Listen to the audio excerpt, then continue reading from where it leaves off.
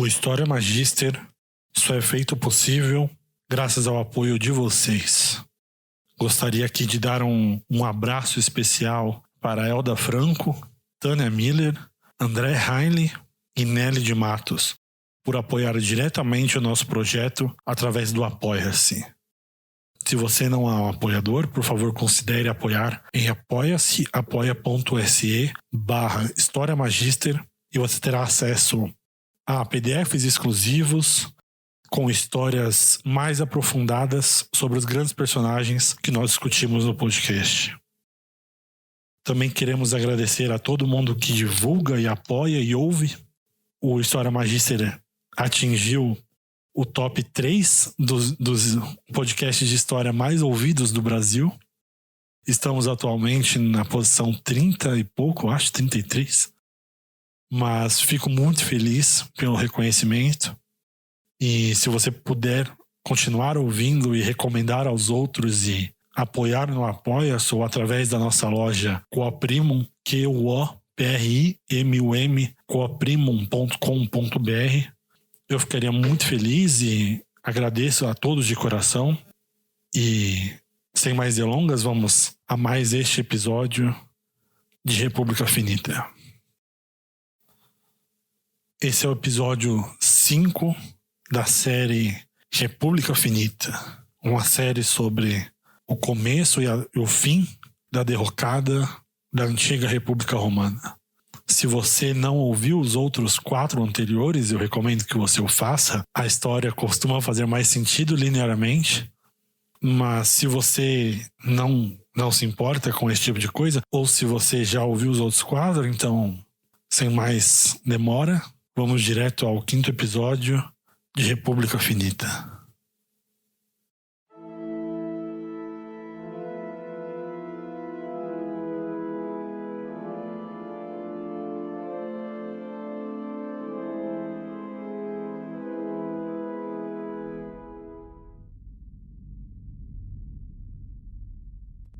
Uma das histórias mais famosas dessa época da Roma Antiga acontece no meio da nossa história.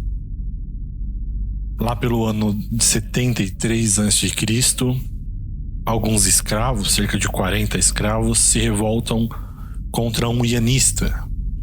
Ianista era a pessoa que comprava escravos em nome de um senhor. E esses escravos que estavam na região da Calábria, sul da Itália, se revoltam contra os maus tratos que estavam sofrendo e, armado apenas com as facas de cozinha que tinham, se revoltam contra os guardas deste ianista e fogem. Na fuga, eles encontram um carregamento de armas que estava sendo mandado aos gladiadores do sul da Itália. Eles pegam essas armas e voltam para libertar o resto dos escravos. Entre esses escravos que foram libertados pelos primeiros, estava um escravo que Plutarco diz que era mais helênico do que bárbaro. Ele era um homem lido, ele era um homem muito inteligente, mas por questões do destino foi vendido para a escravidão.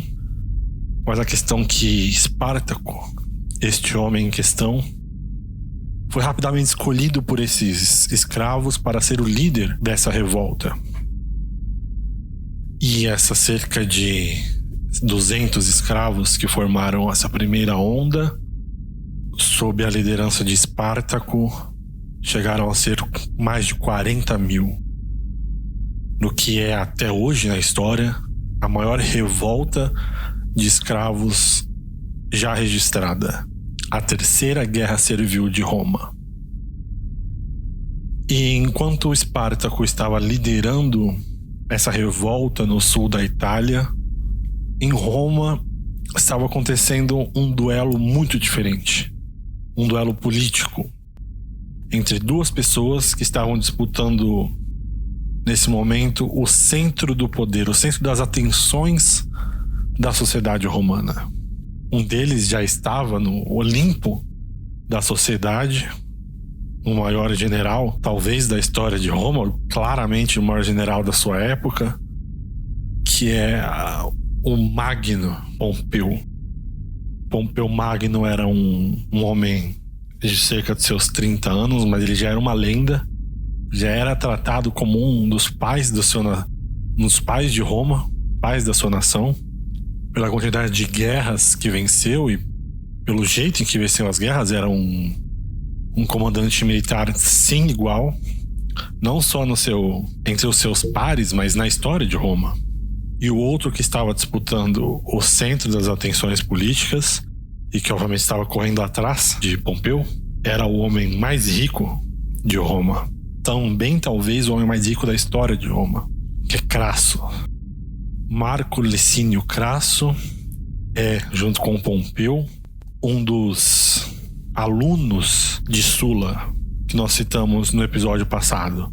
Se juntaram a ele quando ele voltou da guerra contra Mitríades, levaram seus exércitos pessoais e assim eles tomaram a frente dessa nova geração de romanos. E Crasso estava sempre atrás de Pompeu, porque Pompeu era uma lenda.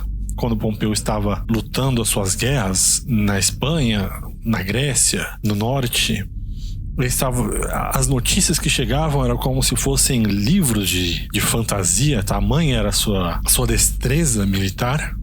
E Crasso fazia o que podia na arena política, que era emprestar dinheiro para fazer uma obra, esse tipo de coisa. E obviamente isso sempre perde para as histórias fantásticas, então ele precisava claramente de um histórico militar melhor.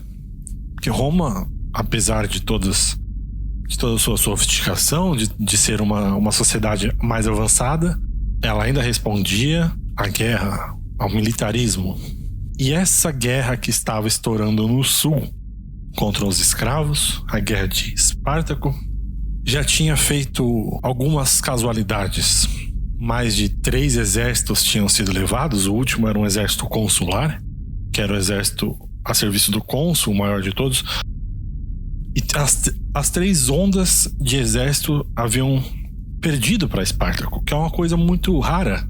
Por isso que a Terceira Guerra Servil é uma guerra tão interessante. A gente não pode entrar em detalhes nela, porque nessa derrocada da República Romana ela é apenas uma nota, mas ela é uma história muito boa em si mesma, tanto que Espartaco é um nome super conhecido até hoje. Mas não era comum que escravos que não tinham treinamento militar, que não tinham treinamento de formação, que eram pessoas que tinham um físico abatido, que não tinham nenhum estudo, derrotassem os grandes generais italianos. E Espartaco, que era um homem muito inteligente, estava claramente provando que isso era possível. E agora ficou um dilema entre os grandes generais romanos, porque assumir essa bucha, digamos assim, de lutar contra um escravo, do ponto de vista dos generais, não tinha nenhuma vantagem, porque se você perdesse, era uma coisa claramente possível. Espartaco estava provando diversas vezes que era possível você perder para um exército de escravos. E se você perdesse para um exército de escravos, a humilhação que você sofreria era enorme. Mas se você vencesse o exército de escravos, ninguém ia comemorar, porque é um exército de escravos. Você quer comemoração por derrotar um bando de passa-fome, digamos assim. Então, enquanto o exército de Espartaco estava tocando o terror no sul da Itália, os generais mais abastados de Roma estavam esperando a eclosão da Terceira Guerra contra Mitríades. Mitríades agora já é um homem mais velho, muito mais deteriorado pelo tempo, mas ele não deixa de ser uma pedra no sapato de Roma e está se preparando para declarar mais uma guerra. E como o reino de Ponto ainda não foi conquistado e o leste ainda é onde todas as riquezas se concentram, os generais estão, tudo bem, então deixa esse negócio dos escravos pra lá, alguém uma hora vai derrotar. E eu prefiro ir lá no leste, derrotar Mitríades e pegar todo o ouro, todas essas coisas. Então, como Crasso, que já era o homem mais rico de Roma, Crasso ele tem uma míriade de jeitos de ganhar dinheiro. Nós citamos no último episódio que ele fez muito dinheiro naquela grande matança que Sula provocou em Roma, onde ele publicava o nome das pessoas, matava e aí pegava as suas terras, os seus bens e leiloava por um preço mais baixo. Crasso fez grande fortuna desse jeito. mas ele também foi o responsável por criar o que talvez é a primeira força de bombeiros da história. Porque Roma não tinha, obviamente, bombeiros estatais. E o que Crasso fazia era pegar um grande número de seus escravos, de seus contratados, e quando algum fogo surgia em Roma, ele corria até as casas e falava: olha, lá no fim do quarteirão está pegando fogo, se você quiser me vender a sua casa, eu compro, mas se você não quisesse, o fogo vai se espalhar, porque eram tudo de madeira e não tinha como. Quando pegava fogo em uma casa, o quarteirão inteiro pegava fogo. Falou: eu posso comprar a sua casa agora, ou você espera o fogo vir. As pessoas vendiam a casa e ele comprava todo o quarteirão desse jeito, e aí chamava os seus escravos e apagava o fogo, e depois revendia essas casas por um valor muito maior. Crasso, então, já era o homem mais rico de Roma, então para ele o dinheiro não era um atrativo tão grande quanto era para as outras pessoas em uma guerra. O dinheiro, nesse momento, para Crasso, é uma discussão que normalmente rola, uma discussão filosófica, digamos assim, sociológica. Num certo limite para os mais ricos, os milionários, os bilionários, num momento o dinheiro deixa de servir aos bens materiais e passa a servir ao poder. O que o dinheiro pode fazer para a biografia dessa pessoa, para ajudá-lo a ganhar mais poder e não mais bens materiais. E Crasso estava nesse nível de riqueza, então ele resolve assumir a bucha de lutar na Terceira Guerra Servil. E Crasso, por mais desacreditado que ele estivesse, ele não tinha nenhum grande currículo militar como nós temos. Ele lutou naquela retomada de Roma entre os inimigos internos italianos, quando Caio Mário Júnior era o cônsul. Mas de lá para cá ele fez muito mais política do que guerras. E mesmo assim Crasso se provou um general muito bom, muito competente e muito bom em colocar disciplina nas suas tropas. Ele era muito adepto do uso da decimação.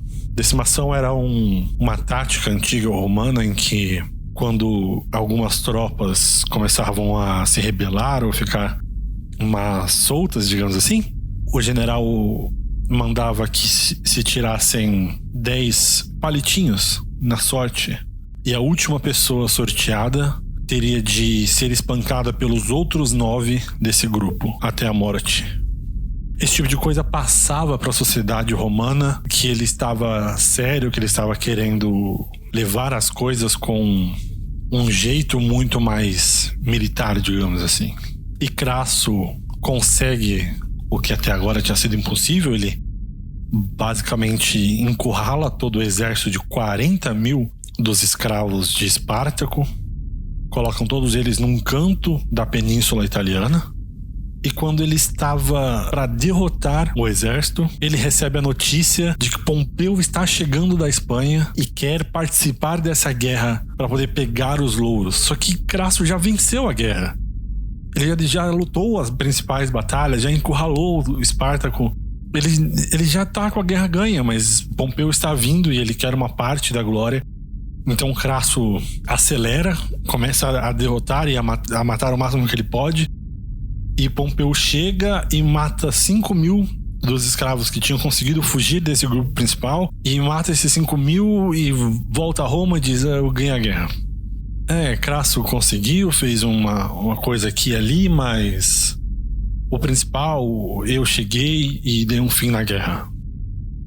E Crasso fica incrivelmente ensandecido de raiva com essa tática de Pompeu.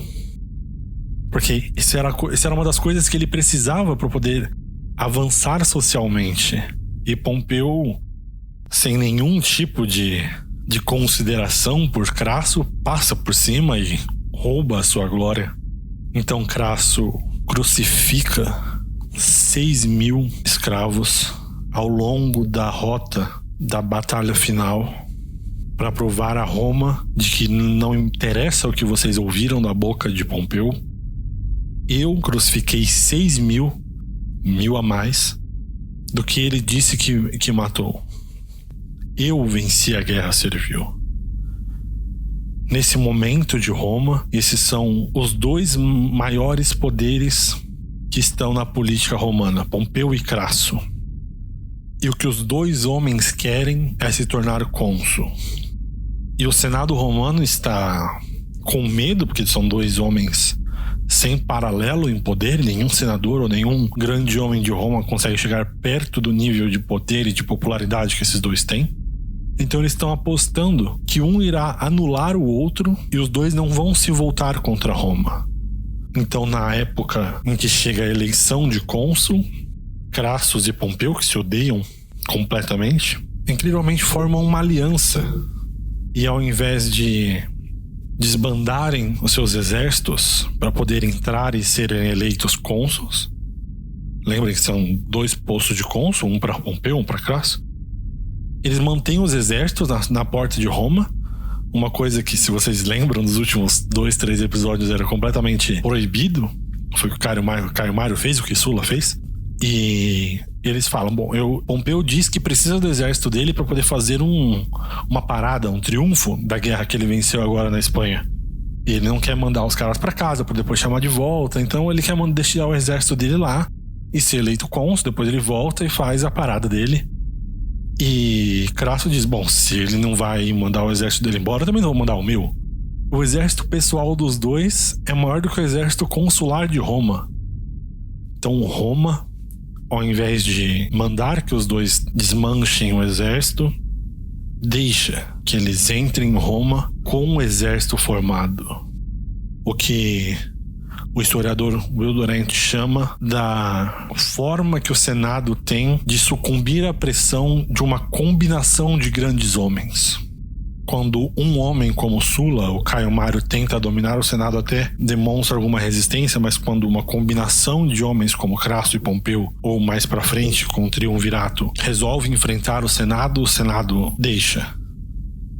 E nessa bagunça de deixar que exércitos armados entrem em Roma, um dos senadores romanos é completamente contra essa ideia. E esse senador é mais um dos personagens dessa nossa nova era, nossa nova geração dos romanos. Ele é um personagem interessantíssimo porque não só Plutarco, como Will Durant, como Dan Carlin, chamam ele de uma forma de reencarnação de um grande personagem histórico, que é Cato o Jovem. Cato, ele é parente do antigo senador Cato, que foi primordial durante as guerras púnicas. Ele era aquele famoso senador que terminava todos os seus discursos dizendo Cartago da lenda est, Cartago tem que cair. E assim como esse senador, o grande destaque de Cato é que ele era moralmente perfeito. Cato, ele não tinha nenhum escândalo pessoal, não tinha nenhum vício que pudesse deixar que ele fosse mal visto na sociedade. Ele gostava muito de beber, mas ele nunca ficava bêbado em público ou deixava de trabalhar no outro dia por ficar bêbado. Ele não era o tipo de pessoa que respeitava a letra da lei, digamos assim, mas ele respeitava o espírito da lei, o que era muito pior para os outros romanos, porque ele deixava as pessoas mais feias ainda, porque os romanos, especialmente nessa época, tinham um costume de aproveitar a letra da lei para achar buracos e voltas para poder fazer seu ganho pessoal, e Cato não era muito afeito à letra da lei, e sim ao espírito romano. Uma da história que exemplifica o espírito de Cato é que ele, com 14 anos, a família dele era amiga de Sulla. Ele foi criado por um dos tribunos das plebes, não sei se vocês vão relembrar, acho que isso foi no 2º episódio. Um tribuno das plebes que não saía de casa e foi assassinado dentro da sua sala de estar por denunciar o cônsul romano.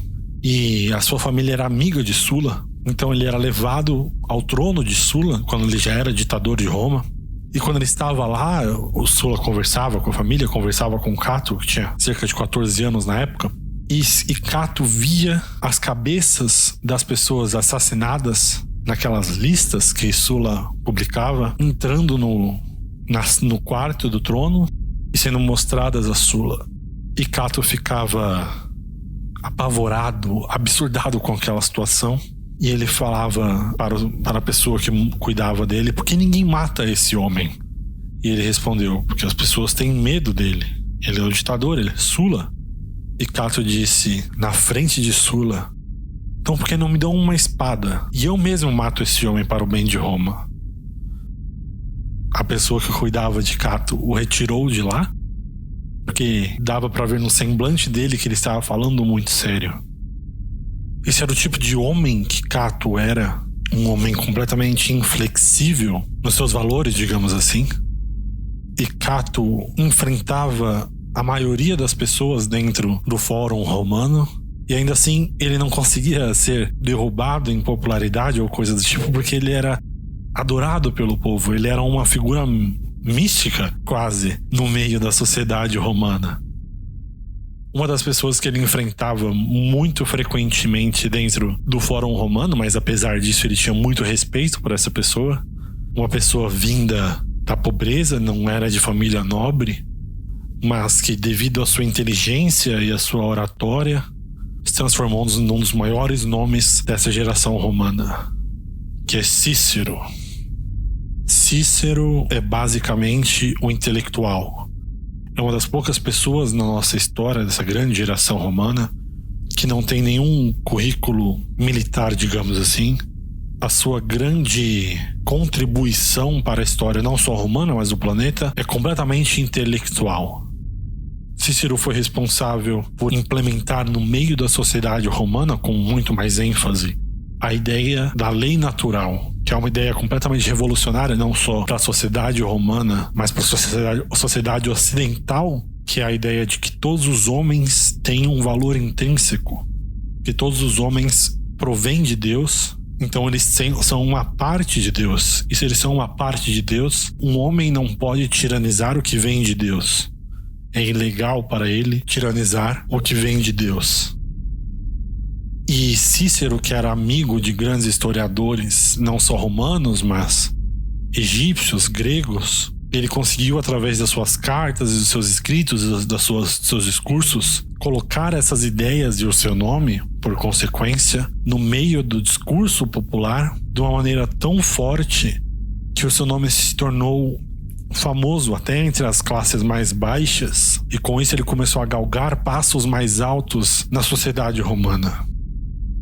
Ele também escreveu muitas biografias para a época, escrevia sobre as pessoas que estavam fazendo história, e ele escreveu na época de Sula sobre uma história que Sula, quando começou as suas prescrições, essas listas que eu tanto cito, em que ele colocava o nome das pessoas para que elas fossem mortas. Sula tinha um alvo jovem em particular em que ele estava de olho.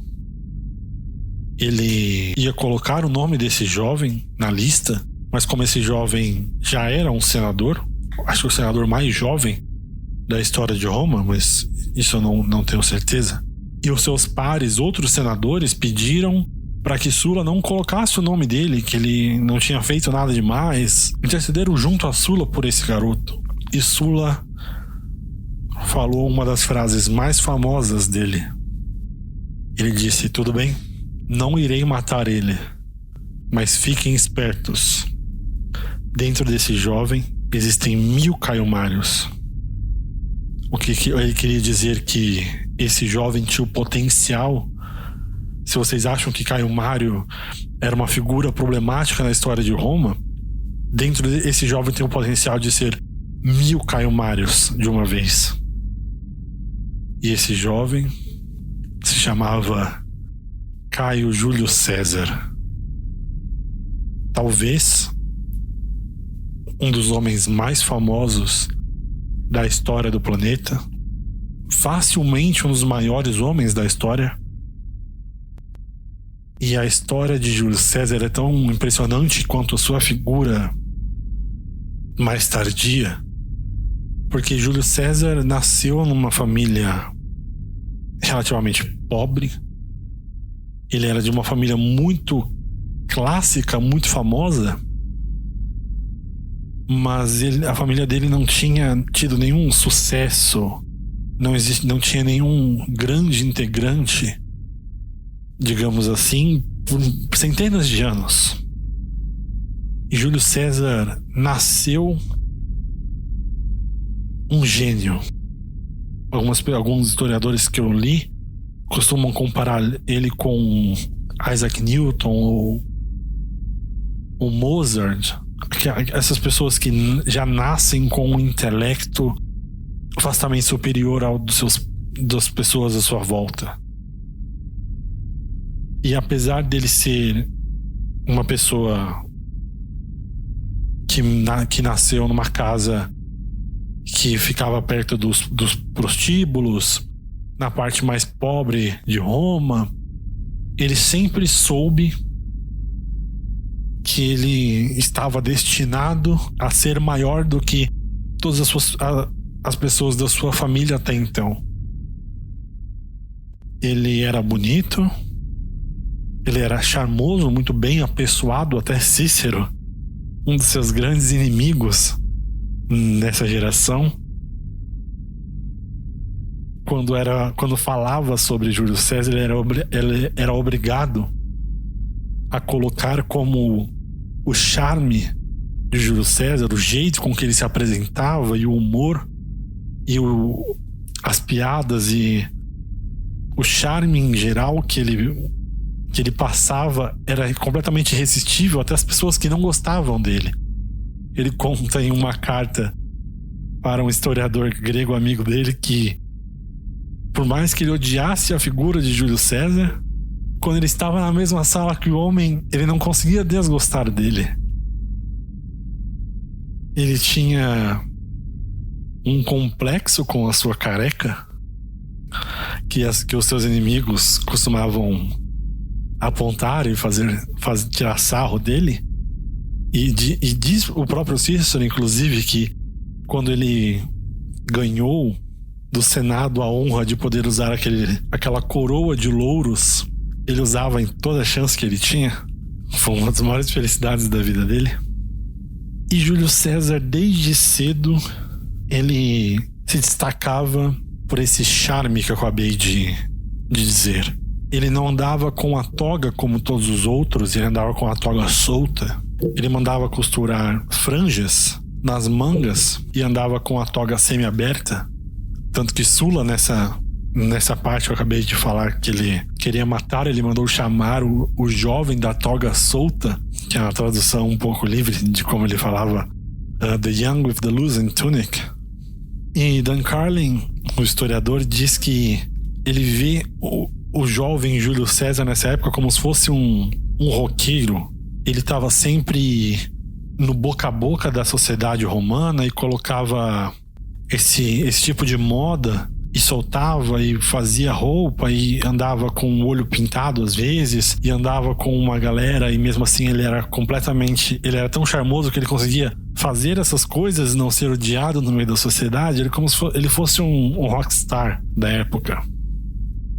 E mesmo assim, o que destacava Júlio César dos seus pares na sociedade era a sua tremenda inteligência e, mais do que isso, a sua capacidade sobre-humana de trabalhar.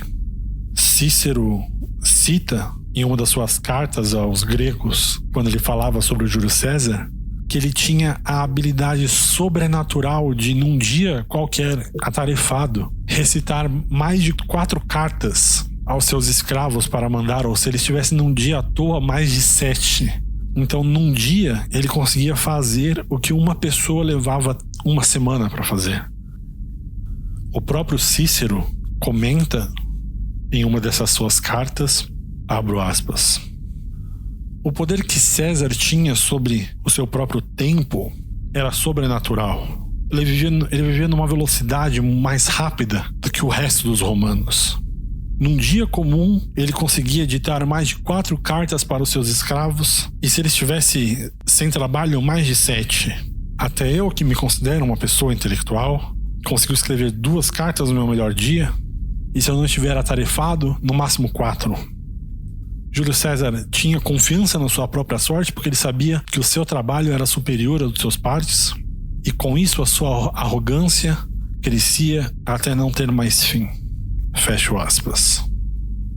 Então até Cícero, que odiava Júlio César, não conseguia não admirar que Júlio César era uma pessoa que trabalhava numa velocidade incrível e que ele era uma pessoa muito charmosa. Um dos detalhes mais importantes dessa época sobre o seu charme é que Júlio César aparentemente estava dormindo com todas as mulheres de Roma. E não só as mulheres comumente ditas, mas as mulheres dos seus inimigos e dos seus amigos também. Uma das histórias mais interessantes dessa época é que Cato, o jovem que nós estamos falando até agora, Queiron, ele estava na tribuna do Senado denunciando um problema e ele estava dizendo que Júlio César estava envolvido no problema. Enquanto ele falava que Júlio César estava conspirando com outras pessoas, um escravo de Júlio César foi até ele, entregou um bilhete. Júlio César pegou, leu o bilhete e guardou de novo. E Cato viu essa movimentação e falou ao Senado: enquanto eu estou aqui discursando, ele acabou de receber um bilhete. Eu aposto que esse bilhete é de um dos conspiradores que eu estou denunciando aqui. E ele exigiu que Júlio César entregasse o bilhete. Júlio César entregou. E o bilhete era da irmã de Cato, pedindo que Júlio César fosse até a casa dela depois da reunião do Senado. Era esse tipo de pessoa que Júlio César era no meio da sociedade romana. E o pior, e não o pior, mas um outro detalhe que tornava essa parte da personalidade de Júlio César tão interessante é que ele era um homem casado. Quando Sula, o antigo ditador de Roma, ficou sabendo que esse jovem Júlio César era casado, ele exigiu que Júlio César se separasse de sua esposa, porque sua esposa era filha de Sina, o ditador que veio antes de Júlio César e que era o cônsul que foi eleito junto com Caio Mário, o rival eterno de Sula. E Júlio César, na frente do ditador que estava mandando matar 300 pessoas por dia, disse: não vamos me separar da minha esposa. Sula perguntou se ele tinha algum amor especial, alguma coisa que ele quisesse dizer em favor da esposa. Ele falou: não tenho, mas eu não vou me separar dela só porque você está mandando. Esse era o tipo de coragem que separava Júlio César dos seus outros pares, não só da sua geração, como Pompeu ou Crasso, mas de todas as pessoas ao redor de Sula, motivo pelo qual Sula respeitava Júlio César mesmo na sua mais tenra idade.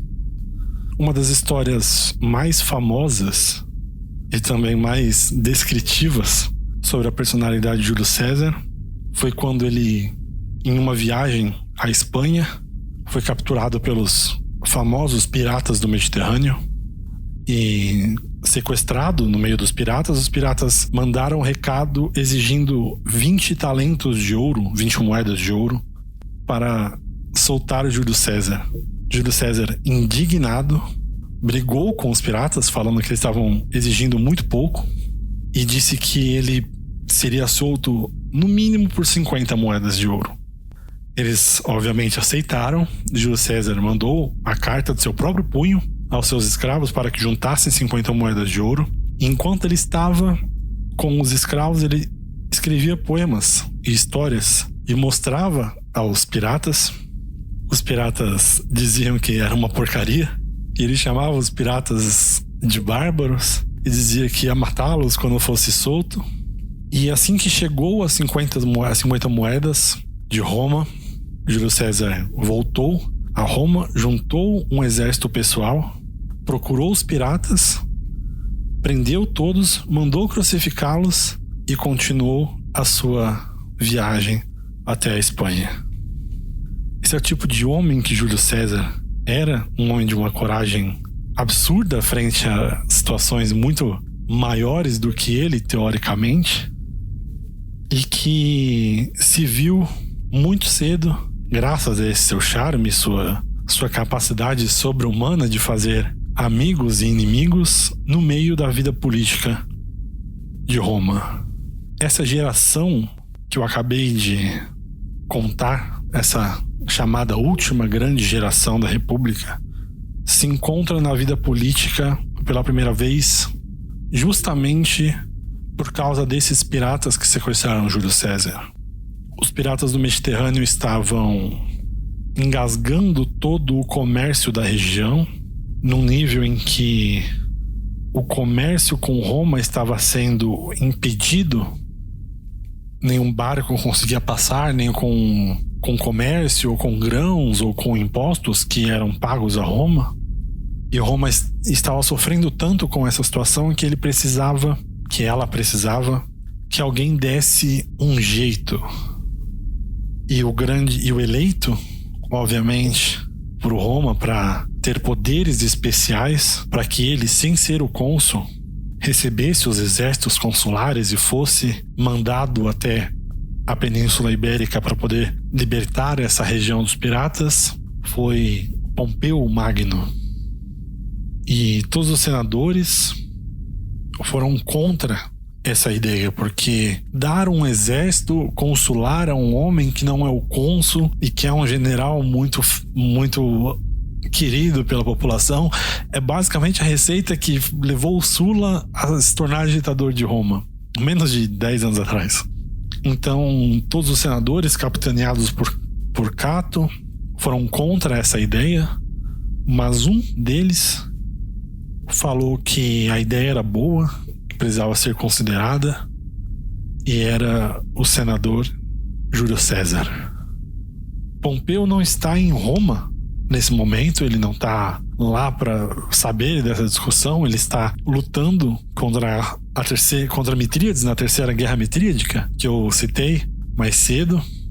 Inclusive, uma das ironias do destino é que Pompeu, quando está perseguindo Mitríades, e Mitríades vê que ele não vai conseguir escapar com vida, tenta se matar tomando um veneno que ele sempre guardou num anel, e ele não morre, porque ele passou a vida inteira dele obcecado tentando construir imunidade a todos os venenos, e ele tenta se matar com o veneno e não consegue. E Pompeu vence a guerra contra Mitríades com uma mão nas costas e pega a maioria das suas riquezas, não só do reino de Ponto, mas suas riquezas pessoais, inclusive uma capa que foi de Alexandre o Grande, de quem Mitríades era descendente direto, que Pompeu passa a usar por aí e aumenta ainda mais o seu status mítico dentro da sociedade romana. Pompeu continua sua guerra, não volta depois disso para Roma, ele desce até conquistar a região da Terra Santa, de Israel, da Cisjordânia. Enquanto Pompeu está lutando no leste, e essa discussão sobre os poderes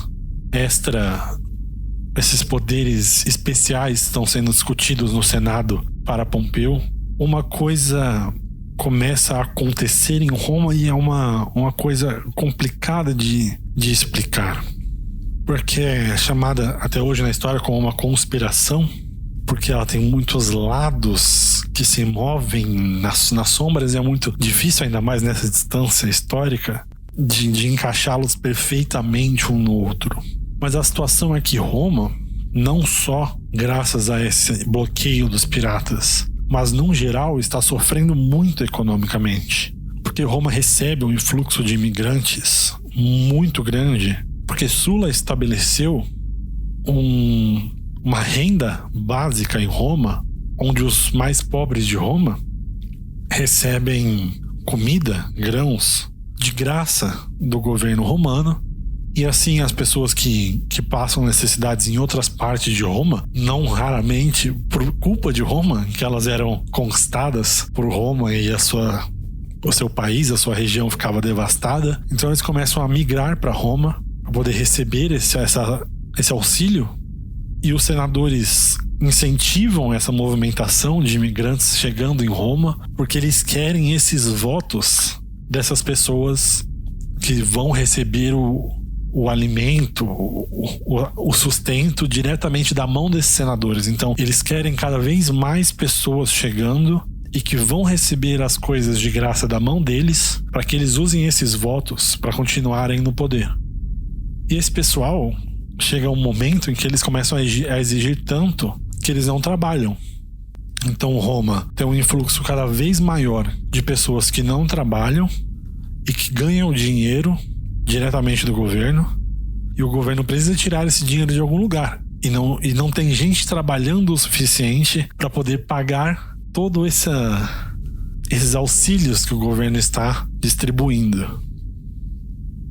E nessa situação em que as eleições acontecem anualmente, os ricos também estão ficando cada vez mais pobres. Porque para se eleger em Roma, você precisa pegar muito dinheiro emprestado.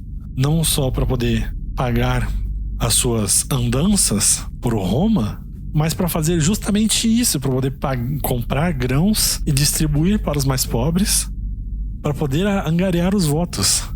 Então não só os pobres não trabalham, como os ricos pegam cada vez mais dinheiro emprestado para poder comprar os seus votos. Só que muitas vezes os que perdem não pagam, porque eles perderam, eles não têm de onde tirar o dinheiro se não são eleitos. Então agora as dívidas, não só do governo, mas das pessoas que emprestam dinheiro, das pessoas que pegaram dinheiro, sobem. E nessa situação econômica, dois senadores estão disputando a eleição para cônsul. Um senador chamado Catilínia e outro chamado Cícero, o nosso Cícero. O plano de governo de Cícero é completamente conservador, mas num sentido ortodoxo, digamos assim, enquanto Catilínia tem uma ideia de plano de governo, de plataforma de eleição muito simples, mas engenhosa para essa situação que está vivendo em Roma. Ele promete destruir as tábuas, o que significa apagar as dívidas. Simplesmente apagar todas as inscrições de dívidas ao redor de Roma, para melhorar a vida não só dos mais ricos como dos mais pobres. Mas como Roma não tem um sistema bancário, tudo que isso ia fazer era mover a dívida de quem estava inscrito para quem deu o dinheiro originalmente. Então Catilínia tem esse discurso populista de que ele vai zerar toda a dívida de Roma, e automaticamente ele perde o apoio de todas as pessoas que emprestaram dinheiro em Roma, de toda a oligarquia. E a oligarquia apoia Cícero, que vence a eleição para cônsul. Catilínia fica muito bravo. Se coloca na história que ele tinha prometido se matar a sua mãe. Ele disse quando estava saindo de casa no dia da eleição que ou ele vencia a eleição ou ele não voltaria para casa. Tamanha era a dívida que ele tinha tomado para poder se eleger. Mas vendo essa traição, digamos assim, do meio oligárquico, Catilínia resolve tentar mais uma vez. Com o resto do dinheiro que ele ainda tinha pego emprestado, ele tenta ganhar a próxima eleição. Cícero agora já como cônsul. E é nessa eleição que essa conspiração que eu estou dizendo eclode. Porque Catilínia tenta não só essa tática de apagar as dívidas, mas ele também começa a colocar no boca a boca, não como uma plataforma de governo oficial, que os ricos dessa cidade deveriam pagar através da sua vida o dinheiro que eles acumularam. Então começa a rodar no boca a boca que Catilínia estava se tornando um popular entre os populares, ou seja, o campeão dos populares. E ao mesmo tempo cartas começam a aparecer sobre a personalidade de Catilínia nessa situação, como ele era na juventude, como ele era até hoje. Uma das cartas que foram descobertas sobre Catilínia foi escrita por um dos senadores, e Plutarco coloca na sua biografia de Catilínia. E eu vou ler aqui, e eu vou ler agora aqui para vocês. Abro aspas. Catilínia, quando adolescente, não tinha nenhuma moral em que pudesse se sustentar. Fez sexo com uma virgem contra sua vontade, depois com uma sacerdotisa de Vênus e até com animais. Quando enfim se apaixonou por quem é hoje sua esposa, de quem nunca se falou nada de bom a não ser sobre sua beleza, ela ficou receosa por ele ter um filho fora do casamento. Catilínia então matou seu filho para deixar a casa vaga para este casamento macabro. Fecho aspas. Esse é o tipo de coisa que estava sendo propagandeada em Roma. Um lado, um um senador dizendo que tem que matar todos os ricos da cidade para poder organizar as suas riquezas e pagar a dívida de Roma, e no outro está sendo alardeado que essa pessoa que está querendo matar os ricos de Roma era uma das piores pessoas que você podia imaginar no âmbito pessoal.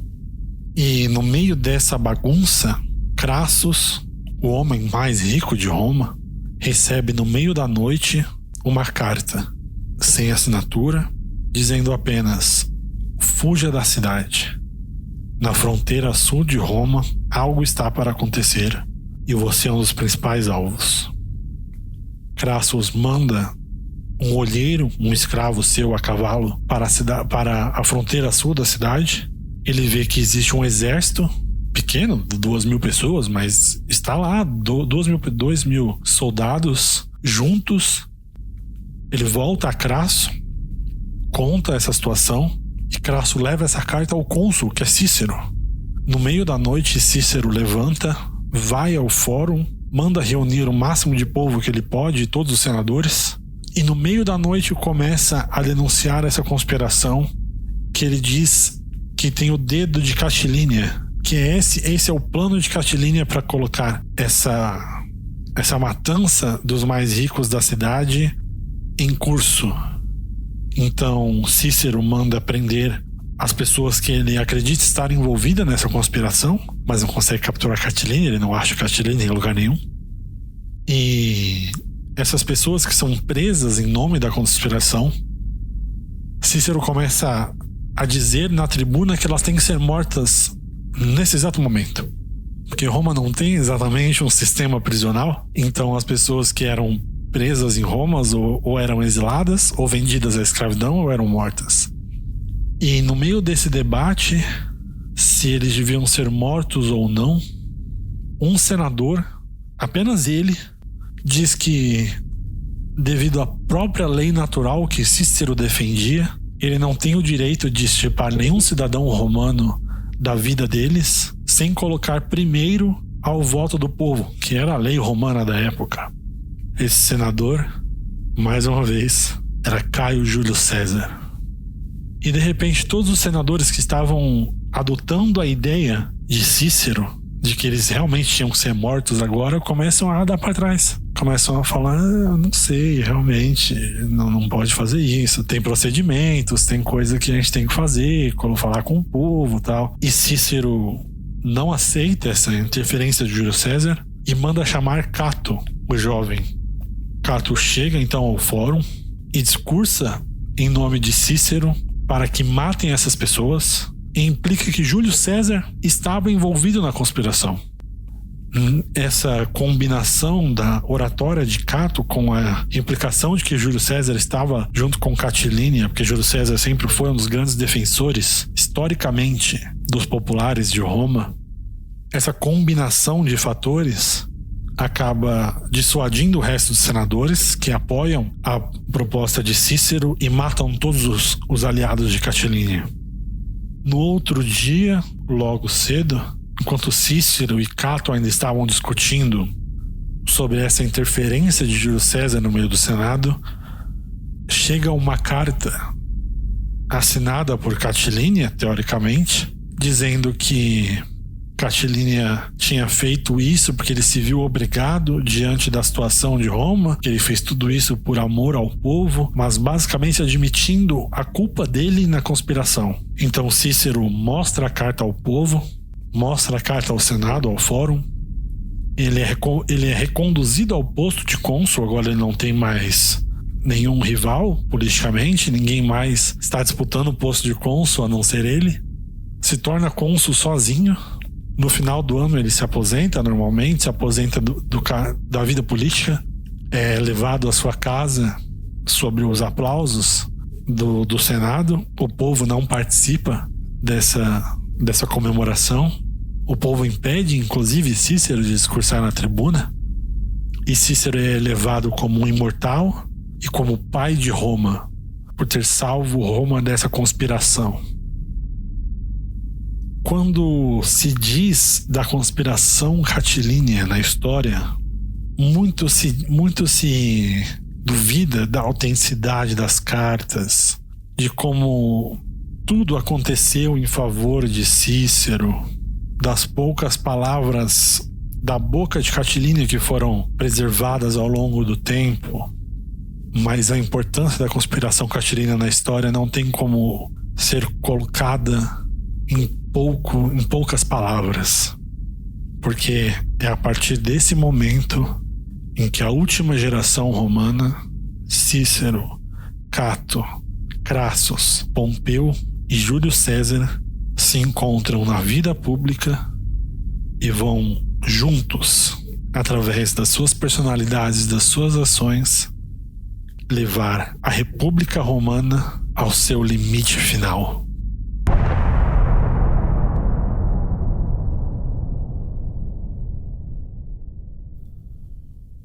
No próximo episódio de República Finita, nós vamos contar sobre o que talvez é o caso de travestismo mais famoso da história e que incrivelmente levou o Júlio César de ser um simples senador a uma das pessoas mais poderosas da República. E que, como o seu gênio elevado às oportunidades que se apresentaram a ele, o colocaram numa situação em que ele próprio pôde eclipsar a centenária República Romana. Tudo isso e muito mais no próximo episódio de República Finita, no História Magister, só aqui na Shockwave Radio.